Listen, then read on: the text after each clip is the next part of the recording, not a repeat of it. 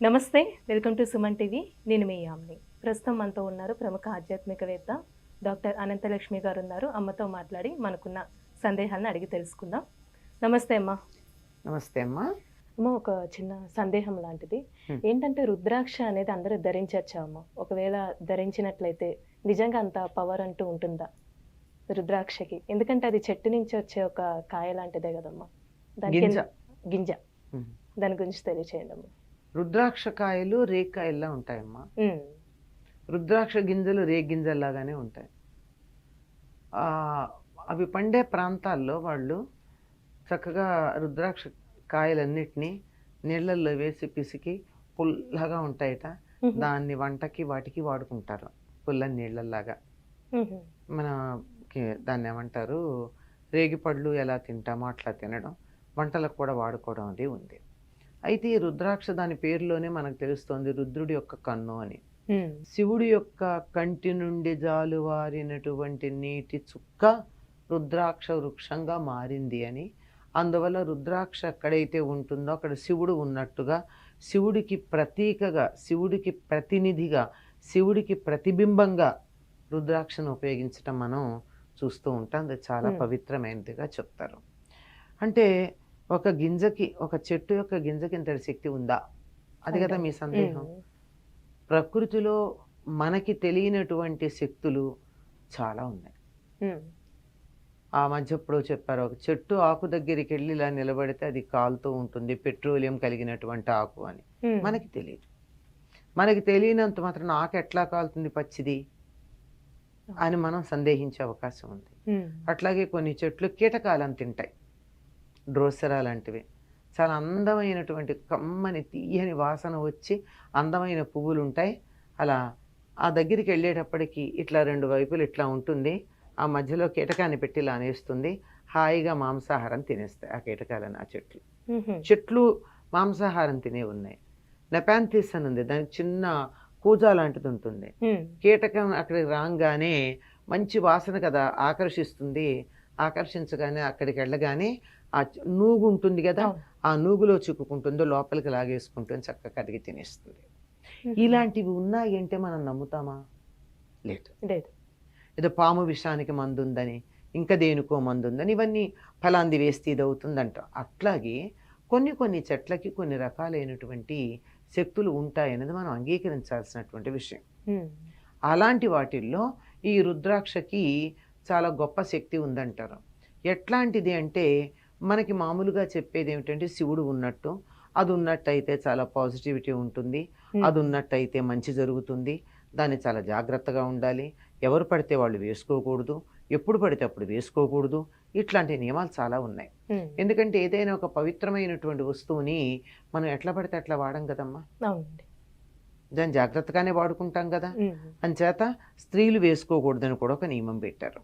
ఎందుకు వేసుకోకూడదు అంటే, స్త్రీలకి నెలసరి వస్తుంది గనక ఆ సమయం గుర్తించి తీసేసి ఆ తర్వాత మళ్ళీ వేసుకోగలిగినటువంటి నేర్పు, దాన్ని గుర్తించగలిగిన నేర్పు అది ఉంటే వేసుకోవాలి, లేకపోతే లేదు. పురుషులైనా సరే కాలకృత్యాలకు వెళ్ళేటప్పుడు ఆ మెడలో ఉన్నటువంటి రుద్రాక్షల్ని తీసి పక్కన పెట్టి వేస్తారు, ఆ కాలకృత్యాలు తీర్చుకుంటారు. అంటే శివస్వరూపంగా భావించేటటువంటి రుద్రాక్షతో పవిత్రమైనటువంటి పనులు చేయాలి తప్ప అది మెడలో ఉండగా అపవిత్రమైనటువంటి పనులు చేయడానికి వీల్లేదు. అందువల్ల ఇవన్నీ దాని పట్ల మనకున్న గౌరవాన్ని అలా చూపించుకుంటాం. నిజంగా దానికి అంత శక్తి ఉందా అంటే, ఈ ఎనర్జీని కొలిచేటటువంటి పద్ధతులు కొన్ని ఉన్నాయి. అంటే సాంప్రదాయకమైనటువంటి పద్ధతులు, కొన్ని యంత్రాలతో కూర్చే పద్ధతులు ఉన్నాయి. వాటితో వాళ్ళు చూసి చెప్పింది ఏమిటంటే, రుద్రాక్ష దగ్గరికి నెగిటివ్ ఆర్ పాజిటివ్ ఎనర్జీ ఏది రాదు. అది వేసుకోవడం వల్ల కూడా నెగిటివ్ రాదు, పాజిటివ్ కూడా రాదు, రెసిస్ట్ చేస్తుంది. అంటే ఏ ఎనర్జీది అనేది. అందువల్ల మన ఇటు నుంచి రానీకపోతే ఇటు నుంచి కూడా వెళ్ళదుగా. మనం ఏ పూజో జపమో చేస్తే మన ఎనర్జీ మన దగ్గరే ఉంటుంది, బయట నుంచి వచ్చే ఎనర్జీ మన దగ్గరికి రాదు. ఇది వాళ్ళు పరిశోధన చేసి చెప్పినటువంటి మాట. కనుక నేను రుద్రాక్ష దగ్గర పెట్టుకుని రుద్రాక్ష మాలతో కానీ నేను జపం చేస్తూ కూర్చుంటే, అప్పుడు ఆ జపం చేసేటప్పుడు ఊరికే చేయం కదా, శక్తి ఉత్పాదన అవుతుందని చెప్తాం కదా. అవును. అలా శక్తి ఉత్పాదన అయితే ఆ శక్తి నా దగ్గర రుద్రాక్ష ఉంది కనుక ఇతరులకు వెళ్ళదు అది. మ్హూ. ఎదుటి వాళ్ళు వచ్చినప్పుడు వాళ్ళ దగ్గర శక్తి నా దగ్గరికి రాదు. అది సానుకూలమైన శక్తి కావచ్చు, నిజమే. ప్రతికూలమైన శక్తి కావచ్చు, రాదు. ఇది ప్రాణిక్ హీలర్స్ బాగా నిరూపించి చూపించినటువంటి మాట. మ్మ్.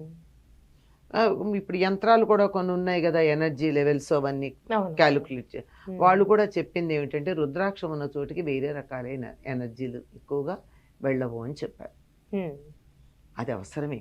అయితే ఇతరుల శక్తి నాకు రాకుండా నా దగ్గర ఉన్న శక్తి నెగిటివ్ శక్తి కూడా పోదు, నా దగ్గర ఉన్నది మ్మ్. అది పోకుండా ఎలాగా? అవును. నెగిటివ్ ఉన్నది బయటికి వెళ్ళాలి కదా అవతల వాళ్ళ దగ్గరికి. మ్మ్. ఇది ఏం చేస్తుంది అంటే మనిషికి అత్యధికమైనటువంటి శక్తి కలిగినట్టయితే తట్టుకోగలిగినటువంటి సమర్థత ఉండదమ్మా. మనిషికి ఇంకా. మ్మ్.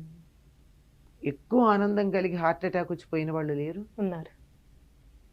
అలాగే ఏదన్నా మంత్ర సాధన చేస్తూ ఉంటే ఆ సాధన చేస్తూ ఉన్నప్పుడు వాళ్ళకి సిద్ధి కలిగి పిచ్చెక్కిపోయిన వాళ్ళు ఎంతమంది లేరు. ఉన్నారు, చాలా మంది ఉన్నారు అట్లా. ఇట్లాంటివి జరగకుండా రుద్రాక్ష ఉన్నట్టయితే మ్మ్. కంట్రోల్ చేస్తుంది. అందుకు దానికి అలానే సాధన అంతర్శక్తి. చేసే వాళ్ళ దగ్గర కూడా ఉంటుంది ఎక్కువ ఆ? రుద్రాక్ష మాల అనేది ఆ. సాధన చేస్తారు కదా. ఏ సాధన చేసే వాళ్ళైనా రుద్రాక్షతో జపం మెయిన్ చేసుకుంటూ ఉంటుంది. ఉంటారు. అమ్మ, ఇప్పుడు రుద్రాక్షలో చాలా రకాలు ఉంటాయమ్మా, అంటే ఏకముఖి రుద్రాక్ష ఆ విధంగా. ఇప్పుడు ఒక్కొక్క రకానికి ఒక్కొక్క శక్తివంతమైన ఇది ఉంటుందంటారా? అసలు రుద్రాక్షకే ఒక రకమైన శక్తి ఉంది, అది మంచా చెడా అన్నది మనం అర్థం చేసుకున్నాం. అది ఏకముఖి అంటే మొత్తం అంతా కూడా ఇప్పుడు ఎలా ఉంటుందంటే గింజ ఇలా ఉండి ఆ గింజకి ఇట్లా తొనలుగా ఉంటాయి దాని మీద, ఇట్లాంటి మధ్యలో మన కమలాపళ్ళు తొనలు ఎలా వస్తాయో అట్లా ఉండేది. అవును. అలా ఏమీ లేకుండా ఉంటే దాన్ని ఏకముఖి అంటారు. మ్మ్. దాన్ని శివస్వరూపంగా భావిస్తారు. ద్విముఖి అంటే ఇట్లా ఉండి ఇలా రెండు ముక్కలుగా చేయడానికి ఇటొక ఘాటు ఉంటుంది, ఇటొక ఘాటు ఉంటుంది. మ్మ్. దానిని అర్ధనారీశ్వరంగా భావిస్తారు. మ్మ్. ఇక మిగిలినవన్నీ అట్లా త్రిమూర్తులు ఇట్లా రకరకాలుగా చెప్పుకోవడం ఉంది. సాధారణంగా ఎక్కువగా పంచముఖి రుద్రాక్షలు మనకి లోకంలో ఎక్కువ కనిపిస్తాయి. ఏకముఖి ఎక్కడన్నా ఉందంటే చాలా విలువైనదిగా, చాలా ఖరీదైనదిగా భావిస్తారు. అది సాక్షాత్తు శివస్వరూపం, శివుడు ఉన్నట్టే. ఒకవేళ అది కనుక ఉన్నట్టయితే మెడలో ధరించడం కన్నా దేవుడి దగ్గర పెట్టుకుని పూజ చేస్తూ ఉంటారు చాలామంది. మ్మ్. ఏకముఖి రుద్రాక్ష కనుక ఉన్నట్టయితే కనుక ఇట్లా వాటికి ఉండే ప్రయోజనాలు, రుద్రాక్షల గురించి చాలా గొప్ప పరిశోధన చేసి దాని మీద ఒక శాస్త్రం తయారు చేసినటువంటి వాళ్ళు చెప్పేటటువంటి మాటలు ఇవి. చాలా చక్కగా తెలియజేస్తారమ్మా, ధన్యవాదాలు. నమస్తే.